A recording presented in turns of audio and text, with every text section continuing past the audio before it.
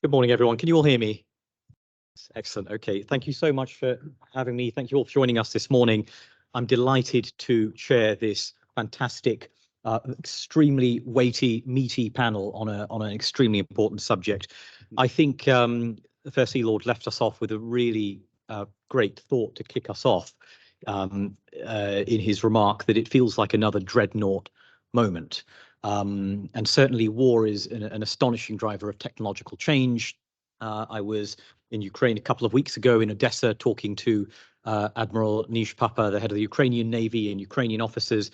And it's remarkable to see the way in which, as our title says, they are operationalizing technology in maritime warfare for a competitive edge, whether that's the integration of Harpoon with land-based systems, whether that's the use of uncrewed surface vehicles for long-range strikes, whether that's dealing with very old technologies that still pose fundamental threats to naval operations, such as electronic warfare, which is a serious, widespread, and an extreme challenge in the Ukrainian context.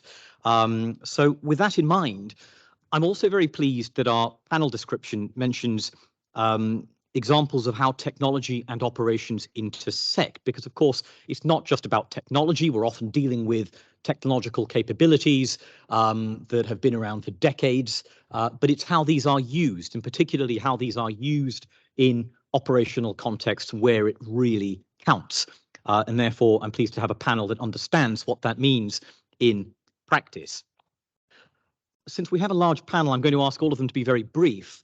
And although we have two admirals on the panel who sort of outrank all of us, I hope they don't mind if I instead begin with an academic perspective from Julian down at the end, who I think will set the stage for us and perhaps give us more of a framework for how to think about technology in a warfighting context in ways that might give some structure to our conversation. I'm not going to do long introductions because we know who our distinguished panel are. You've got the bios, but Julian is with the German Institute for Defence and Strategic Studies. So Julian, would you kick us off with a few minutes, perhaps just to give us a framework in which to think about these questions, and then I'll get our industry perspectives and our naval warfighting perspectives to build on those. Thank you. Yeah, happy to do so. Is it working? Admirals, ladies and gentlemen, good morning, first of all. Because the maritime domain is crucially dependent on naval vessels and further maritime assets, maritime warfare is by its nature fundamentally affected by technology and technological advancements. Platform-centric is the keyword scholars use to describe naval warfare in general. But as we heard, whilst a navy's potential is for good reasons often attributed to its fleet and the corresponding technological quality, today, at least, it remains a combination of many elements eventually conducted by its crews, sailors, officers, humans, after all. Yet, in the public and also in the professional discourse, future predictions related to technological developments often foresee either quantum jump revolutions or are rejected as almost completely irrelevant for the time being. It is correct that any change, not only technological one, does not necessarily mean improvement. But any institution, as any navy, needs to be open to change, because without, there can be no improvement. Certainly, this is the case for maritime warfare too, and I will highlight three areas to consider in that regard. The first one is related to the character of maritime warfare. Today, frequently, technological changes are expected to have revolutionary effects on the character of warfighting. And whilst it is tempting to expect the next Wunderwaffe to finally guarantee victory, the impact of technology varies.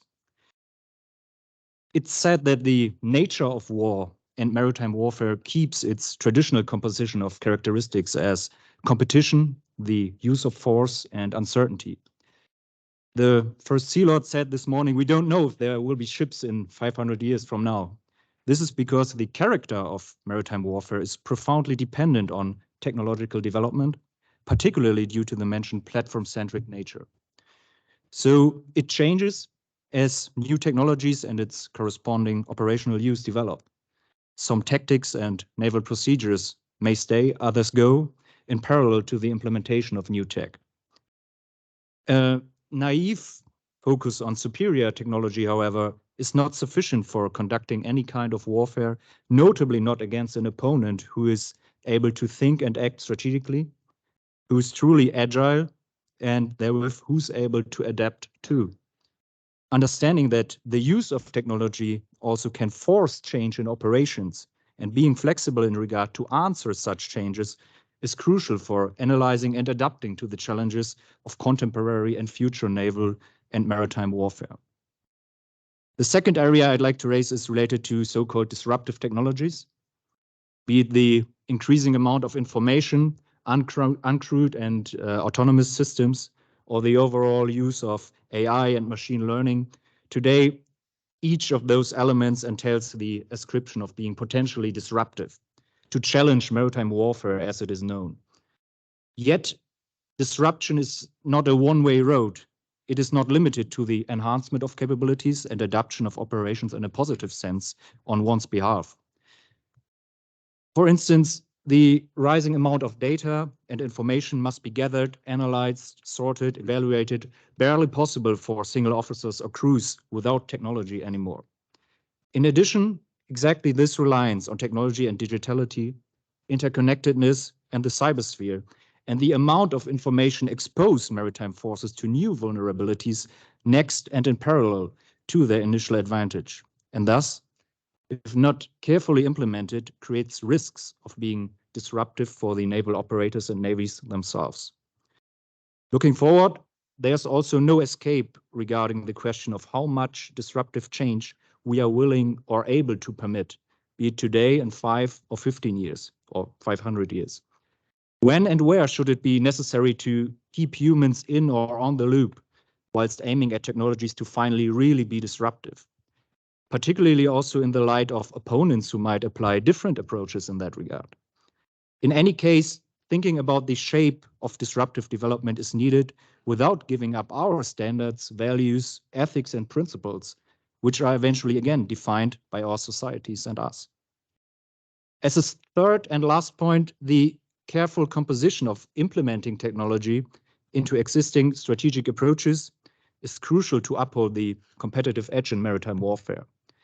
Effective use of technological advancement demands detailed consideration of factors as interoperability with already existing technologies and training too, to maximize their potential and operational effectiveness.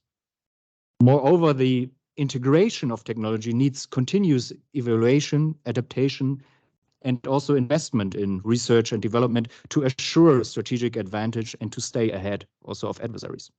In conclusion, technological development is shaping the character of warfighting and therewith offering new ways to achieve one's strategic ends. Therefore, embracing the potential of technology while understanding its limitations is crucial for any navy aiming to maintain the competitive edge. Closing with the writing of US Naval War College professor Milan Vego, eventually one has to keep in mind that material and thus technology represents still the means and not the ends in naval warfare. Thank you. Thanks very much for that opening set of remarks to help shape our discussion here. I think I'm particularly struck by your closing point about not just possibilities of technology, but also your very astute emphasis on limitations, which is what I think in many of these discussions we often tend to forget when we write about these things in sort of wide-eyed terms without understanding all of the logistical and technological and material and industrial constraints and limitations that shape this. And so with that in mind, next to me is Rear Admiral James Parkin, who is Director of Development for the Royal Navy. James, as well as the thoughts you had prepared and want to get across to this audience, I'd be grateful if you could give us a sense of what those limitations look like from your end as someone who has to think about actually operationalizing, developing this technology, but in the real world rather than in the pages of The Economist or a sort of policy paper in which all of the nitty-gritty and the sort of sand in the wheels of this are less tangible. Yeah, I think that's a really good point. And it's a really good point because, as we heard yesterday, and as the first Sea Lord unpacked a little bit, it's that from my colleague about what is available for deterrence is about is deterred from acting against your interests. The Navy's motto has for a couple of centuries now been "Si vis pacem mare bellum." If you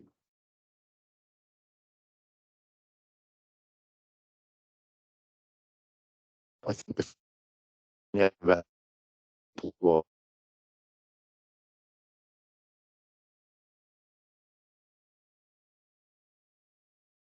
uncrewed in delivering mass, because mass isn't just a high seas fleet of several hundred crewed vessels. Mass, as was reminded in an article in US Navy proceedings earlier this year, is the single factor that has won every maritime battle of the last 2 centuries. Now, for officers and practitioners of a certain age, mass invariably suggests huge numbers of metal ships armed with the systems that were designed at the design stage and have never fundamentally changed. We consider mass to be a slightly different factor in this, because if we do accept the premise that larger fleets win, we need to work out what larger means in the context of a navy such as ourselves. And the way that we are thinking about it is building in the autonomous systems as part of that pyramid that does have at the very top of it those exquisite, expensive systems that we often get criticized for, but as the first Sea Lord pointed out, are coming up against the enemy's more exquisite, more expensive systems. And exquisite shouldn't be a bad word in that context. Just as we don't want to come second in war, we should be prepared to accept the lessons of Ukraine is that it's not just about the technology, it's about the thinking behind it. And we've always done that triple track approach of the people, the technology, and the concepts behind it. I think from our perspective as a Navy, and from my role in particular as the Admiral in charge of future capability, I look at it in 3 elements. The ambition that we have, I think we've heard that very clearly today from the keynote speech. The autonomy that we can build in, and autonomy isn't the same as automation, just as digitalization isn't the same as digitalization. Autonomy is about doing what a machine doing what a human has previously done, but which we trust them to be able to do in the future. But that doesn't mean that we replace the brain, the doctrine, the concepts that sit behind it. A couple of weeks ago at RUSI, I said that we've traditionally talked about systems being uncrewed because we're taking the human out of the dull, dirty, and dangerous jobs, the 3Ds. But actually, there's another 3Ds that are driving what we're doing in the Royal Navy. It's dear. Humans are expensive, and we need to apply them at the things that only humans can do. Duration is really important now. With longer range, longer duration missions, it is much easier to have a 15-hour airborne mission if there is not a human being eating up crew duty hours or bladder endurance in the cockpit. And then perhaps the thing that we haven't really talked about, but some of our allies and partners around the world are talking about, which is demographics. It is an axiomatic fact that in Western society, there are fewer people who are leaving university tech hungry, fascinated about serving their country, who want to perhaps work in the exact areas that we've offered in the last few years. And some of the reviews and the conversations that are happening right now in the Ministry of Defence and in the Navy people space, I think we'll get at some of that. But I need to be able to use technology to buy out some of the people who traditionally are no longer excited about a career, so that the humans we do recruit, we can apply to the jobs that only humans can do. And then the third A is agility. We haven't talked about it. It's probably not the moment to bring it up, but actually the things that a British company funded by British taxpayers' money and cohered by British military officers can do in Ukraine, I cannot do in the UK, because peacetime regulations forbid it. What we can do with our US friends in CTF 59 in the Arabian Gulf and the Arabian Sea, I cannot do in the North Sea. And in many areas, We're at a bit of a moment in uncrewed surface vessels in particular, which is equivalent of the man with a red flag walking in front of a motor car, which when invented was always going to be the future for horseless carriages, and now we consider to be a quaint relic of the past. Our job in the Navy, in defence, and amongst our allies and partners is to find a way to build that mass up with a similar number of people focused in the areas that we need them to, but to create a deterrent fleet that works with the regulators to test them in peacetime. And we're making great strides with not just civilian regulators such as IMO and the MCA, but the defence regulators, in particular the Defence Maritime Regulation and Military Aviation Authority, to be able to unlock a peacetime operating pattern that allows us to train as we will fight. Because we shouldn't have to wait until Ukraine in order to demonstrate the utility of uncrewed systems to defeat, on the face of it, a much bigger, much more technologically advanced enemy, but one whose thinking and tactics have been found wanting. Thank you very much. Thank you very much, James. Lots of food for thought there. And I really want to come back in a moment to this point about the proverbial man with the red flag walking in front of your piece of technology, constraining it and holding it back. And I'm going to ask in a minute Rear Admiral Andersen to just look at some use cases of that in the undersea context. But before I do that, you also mentioned the people technology skills problem. And you also talked about the changing nature of your fleets with uncrewed capabilities, substituting or providing mass. And I'm curious as to what this means for industry. And I want to bring in here Richard Drake, who's Chief Technology Officer at Babcock. Richard, I'd love you to reflect perhaps on what this means for the support that you provide the Navy, if the nature of those fleets are changing, if there's perhaps larger mass of smaller vessels. Does this change the approach that you have to support? And are you experiencing the same problems in terms of people and skills, and how are you solving those? Okay, thank you. On a very basic level, it doesn't necessarily change what we need to do, but it does change how we need to do it and how we approach it. At Babcock, our business model has been supporting these large, exquisite platforms for many, many years. And there is a lot that we can do with technology to increase availability days of those platforms. You know, on the premise that will be a force mix of large platforms and smaller platforms. I could see a time when, and also as I see fight being separated from float and move, certainly from our own design in Type 31, and the future can only see that kind of spiral development of capability separating fight from float and move more and more. Our approach to that activity needs to change. You don't need a big hole in the ground in Devonport to support smaller autonomous surface vessels. In fact, there's a network of OEMs that would very much like to support the vessels they design there. So how do we ensure the right capability and availability for our customers in the room here across that wide range of systems? We find we sit on a lot of data that needs to become information just in the support space, let alone in the weapons space. And how can we take advantage of that? And to pick up on your final point there, we need a much more digitally focused workforce to do that. We introduced recently something as simple as tablets in one of our yards, and we perhaps didn't think through the people aspect of that quite so much. We've got passionate people who left school at 15 because they didn't really like maths, but they like creating, and they're craftsmen. So then asking them to work with digital systems was interesting. So the human factor of that in our workforce is something that we need to think very carefully about, and how we apply it in the music. Thanks very much, Richard. I'm sure we'll come back to some of those themes in the questions that will follow.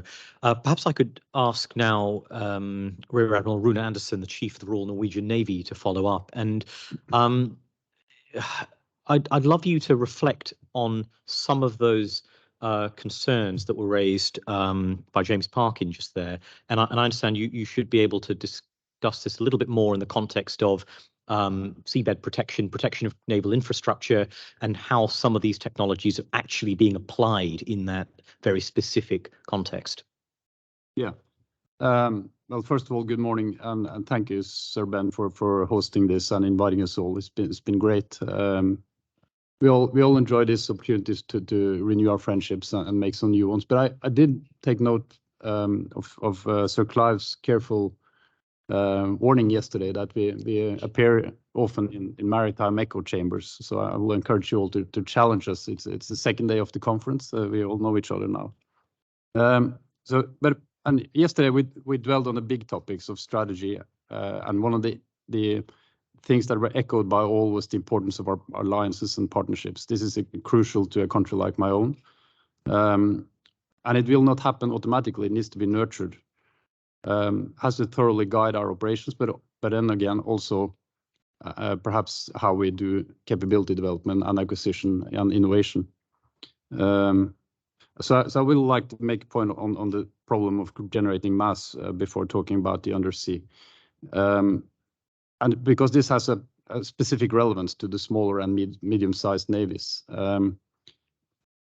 We need to improve our economy of scale, strengthen the through-life support of our valuable platforms, and we need to speed up the continuous updates on the sophisticated kit that we employ.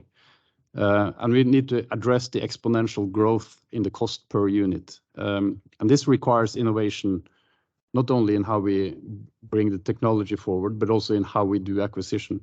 And I think for us, there are two main approaches to this. One of them is much deeper integration with like-minded nations on acquisition and through life support of high-end warships.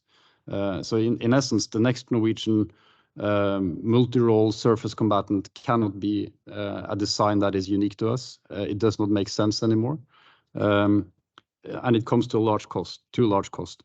Now this sounds probably obvious, and easy, but it does come with some consequences for our industry that needs to align themselves and tailor their partnerships across the borders in a way that mirrors our operational and strategic partnerships. The other avenue that we want to approach is to integrate with civilian industries, not only in building, but also maintaining and updating ships based on a set of civilian class regulations. This will enable mass and provide a relevant presence for the large range of missions that does not require a robust self-defense and survivability. Now, moving over to practical use of technology. Technology is more and more driven by commercial interests. And we see that in the way we do maritime surveillance, where commercial and civilian and governmental agencies are fielding capabilities at a pace that used to be unique to the military, but it's not anymore. So new space-based sensors and sensor fusion, machine learning, smart filtering is becoming available in our area of operation in the High North, where the Navy is only one of the users. But it does improve our situational awareness and enabling us to tailor the presence of both the Coast Guard and the Navy in a better way. So the key has been to team up with other users, ensure a dual use capability, and influence the specific capabilities that we need to tailor into those new types of sensors, rather than pursuing a full ownership. And a particular example of this intersection or dual use of new technology has for us been in the undersea domain, and it's been extremely useful.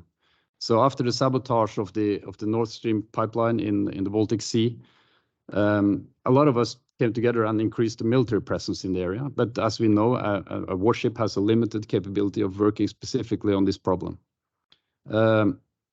So what we did find is that in the maritime offshore industry, we found on the Norwegian side around 600 advanced, autonomous, remotely operated undersea vehicles. And we also found an industry and companies with a huge sense of of responsibility and willingness to contribute. So in a few days, we were underway with a operation that covered in detail around 9,000 kilometers of undersea infrastructure in around 3 months in the Norwegian, British, Dutch, Danish, and German sector of the North Sea. Having completed a thorough search of every inch of gas infrastructure, we moved on to power cables and communication cables. Now, this operation was enabled by advanced capabilities put forward by the industry itself. Coordinated by the Navy, we provided intelligence, knowledge, and coordination. The offshore industry is technology-driven, and it has some means and some strong incentives to find new and innovative solutions while keeping the costs down. So by understanding the drivers and capabilities in the industry, we can apply them in a military problem solving. Now, who was in command of this operation? I was asked that.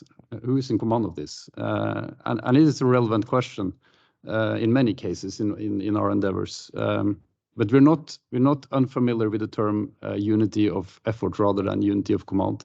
But my point here is perhaps that there is a potential for innovation also in how we think about command and control in operations that clearly requires a comprehensive approach, which again perhaps also calls for different types of leadership and the ability among our officers to establish and work in networks rather than hierarchies.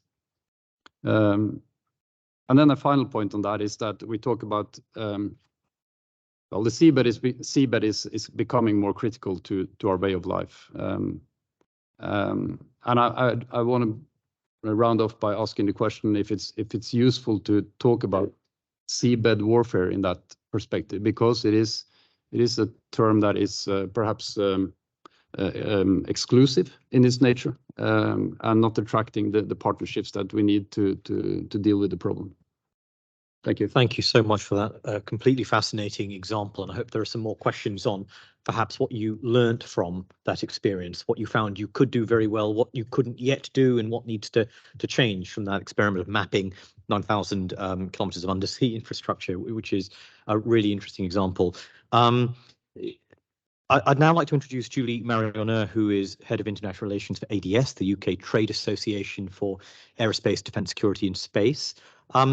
And Julie, I'd like just you to reflect from an industry perspective on what you've heard. I'm actually really interested in that last point, the Admiral's point that the terms like seabed warfare might be awkward for some industrial or commercial partners who want to help and assist, but might not want to be engaged in what's being termed seabed warfare. They might sort of shrink away from that. And this is interesting to see in the Ukraine context, where some companies are very comfortable with supporting in capabilities that are directly killing Russian soldiers and Russian vehicles, and others are not, and want to be at one remove from that. So I'm intrigued by that, but also if you could just offer your broader reflections on what you're hearing from your commercial industrial members and associates about the themes we've discussed today. Thank you very much. So yes, exactly. We'll try to draw on the previous discussion. So my reading of today's panel discussion draws upon my work with the leading trade association in the UK, which represent 1,200 members on 4 sectors: aerospace, defence, security, and space. It is actually the largest trade association in Europe, which is provide also a bigger influence on policy side, and the second after the US. So country should be proud of that. And my initial remark will reflect on this perspective as a trade association and also on the UK industry viewpoint with regards to innovation, how we can support our members in achieving this competitive edge and help them drive successful innovation to secure UK global and future advantage. So we heard over the past day that innovation is about linking technology to operational effects at an increasingly higher speed to maintain this competitive advantage. In saying that, we agree that maintaining a competitive edge is an ongoing process.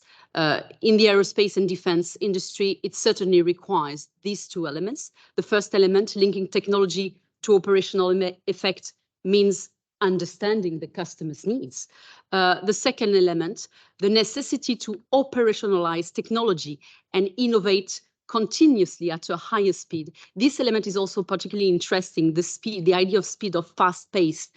Why? Because today, more than ever, there is an appeal for developing strategic partnership, as we touched upon today, both within and outside our sectors, and also both within the country and outside with key allies and partners.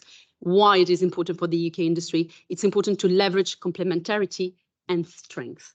So my remarks will focus briefly on 3 points. First, who we are, and I touch upon really, will focus on the role of SMEs in innovation as a trade association. And second, how we do understand innovation as an opportunity to build this competitive edge through UK global and future advantage. And third point, I'll share some of the thoughts on the importance of strategic partnership and international collaboration, how the Royal Navy should approach trade association like ADS, so we can favor the desirable links between the practitioners who operationalize innovation and industry, which have to think and innovate and how it can be achieved.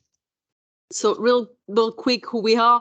What I said, more than 100 and 200 members, largest trade association. SMEs actually account for 85% of a membership, and they have an active interest in defense. And according to the Defense and Security Accelerator, 50% of technologies and scientific ideas which are viable and feasible come from SMEs. So this is really important in maintaining this competitive advantage that primes and SME keep investing in innovation and learn also how to work together. So this comes to my second point on how, from a UK industry perspective, do we apprehend some key strategies that can help maintaining this competitive edge. In November 2020, ADS actually released a report together with PricewaterhouseCoopers and find some key findings which are particularly relevant for the discussion today and which are still very much linking to innovation, and they were based on the surveys of our C-suite executives. One particularly interesting figures that mentioned that over 60% of organizations do not, in the industry, in the UK industry, do not currently have innovation fully and formally defined and embedded in strategy. So we're talking about that. And so meaning, what does it mean, you know, in terms of strategy, if it's not even a strategy in a UK company as such?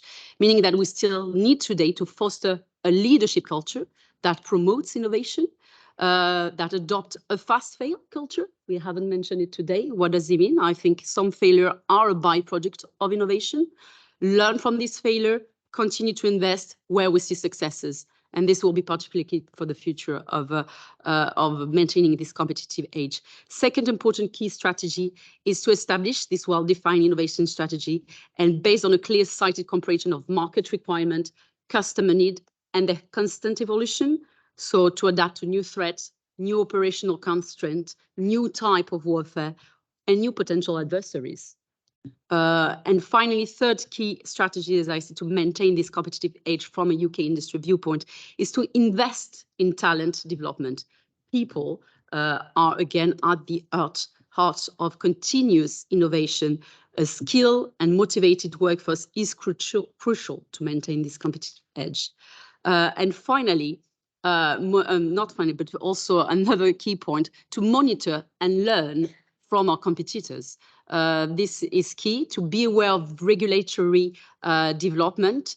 As a former lawyer and legal advisor in operational law and in NATO, I can tell you that's one thing which is really actually scrutinized right now is all the legal framework which are emerging, and new technologies about also linking and staying a step ahead of these changes. AI, quantum, we are writing right now the legal framework of this new technology. So maintaining this competitive advantage means also that we have to do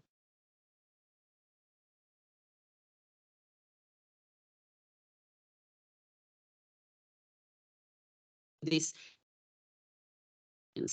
And finally, my key point will be on developing the importance to develop strategic partnership and in particular international collaboration with like-minded country. Why so? Because partnership can enhance our capabilities, and they force, in terms of innovation, we are forced now to consider innovation not at the far end of the spectrum, but much more in advance, right from the beginning, which comes also with huge challenging in terms of how we can partner and how we can operationalize, implement this innovation at a fast pace. So this is, for example, a role that ADS is contemplating much more to work with sister trade association to support multinational, decade-long industrial projects like AUKUS, GCAP, in partners with our countries. So I think, it's a bit too long otherwise, but to conclude, I would say real quick that the Royal Navy should see a trade association like it is as a first port of call to develop a mutually advantageous relationship with industry. And today is particularly important because SMEs are also at the forefront of innovation. The second conclusion concerns that understanding who we can reach out also in the Navy to link operators and their needs to those who have to invent the technology and adapt constitutionally. So thank you so much. Thank you, Julie. I think that gets across very well the point that where innovation is occurring, is also changing, which connects to Admiral Andersen's point about the fact that in some areas, commercial non-governmental partners are either at parity, perhaps even ahead in the way they can, if not the data they have, the way they can use it or the way they can connect it. Very often, government might have exquisite, valuable, highly secret data that actually can't be used in very effective ways because of its classification or stovepiping or the way it's handled, and commercial entities can. And we see that a great deal. Thank you all for really excellent opening remarks.